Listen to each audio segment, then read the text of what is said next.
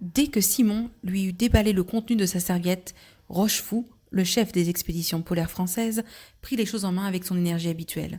Il avait près de 80 ans, ce qui ne l'empêchait pas de passer chaque année quelques semaines à proximité de l'un ou l'autre pôle. Son visage couleur brique, casqué de cheveux courts d'un blanc éclatant, ses yeux bleu ciel, son sourire optimiste, le rendaient idéalement photogénique à la télévision, qui ne manquait pas d'une occasion de l'interviewer, de préférence en gros plan. Ce jour-là, il les avait convoquées toutes, celles du monde entier et toute la presse, à la fin de la réunion de la commission de l'UNESCO. Il avait décidé que le secret avait assez duré et il avait l'intention de secouer l'UNESCO comme un fox terrier secoue un rat pour obtenir toute l'aide nécessaire et tout de suite. Dans un grand bureau du 7e étage, des monteurs du Centre national de recherche scientifique achevaient d'installer des appareils sous la direction d'un ingénieur. Rochefou et Simon, debout devant la grande fenêtre, regardaient deux officiers trotter sur des chevaux à cajou, dans la perspective rectangulaire de la cour de l'école militaire. La place Fontenoy était pleine de joueurs de pétanque qui soufflaient dans leurs doigts avant de ramasser leurs boules. Rochefou grogna et se détourna. Il n'aimait ni les oisifs ni les militaires. L'ingénieur l'informa que tout était prêt. Les membres de la commission commencèrent à arriver et à prendre place le long de la table face aux instruments. Ils étaient 11, 2 noirs, 2 jaunes, 4 blancs et 3 allant du café au lait à l'huile d'olive. Mais leurs 11 sangs mêlés dans une coupe n'eussent fait qu'un seul sang rouge. Dès que Rochefou commença à parler, leur attention et leur émotion furent uniques. 2 heures plus tard, ils savaient tout.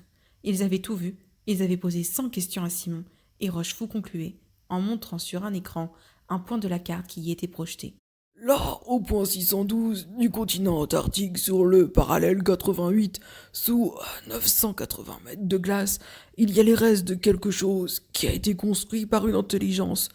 Et ce quelque chose émet un signal. Depuis 900 000 ans, ce signal dit « Oh, je suis là, je vous appelle, venez !» Pour la première fois, les hommes viennent de l'entendre. Allons-nous hésiter ?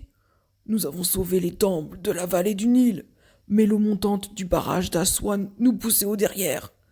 Ici, évidemment, il n'y a pas nécessité, il n'y a pas urgence, mais il y a quelque chose de plus grand. Il y a le devoir de connaître, de savoir. On nous appelle, il faut y aller. Cela demande des moyens considérables. La France ne peut pas faire tout. Elle fera sa part. Elle demande aux autres nations de se joindre à elle. Le délégué américain désirait quelques précisions. Rochefou le pria de patienter et continua. Ce signal, vous l'avez vu sous la forme d'une simple ligne, inscrite sur un quadrillage. Maintenant, grâce à mes amis du CNRS, qui l'ont ausculté de toutes les façons possibles, je vais vous le faire entendre.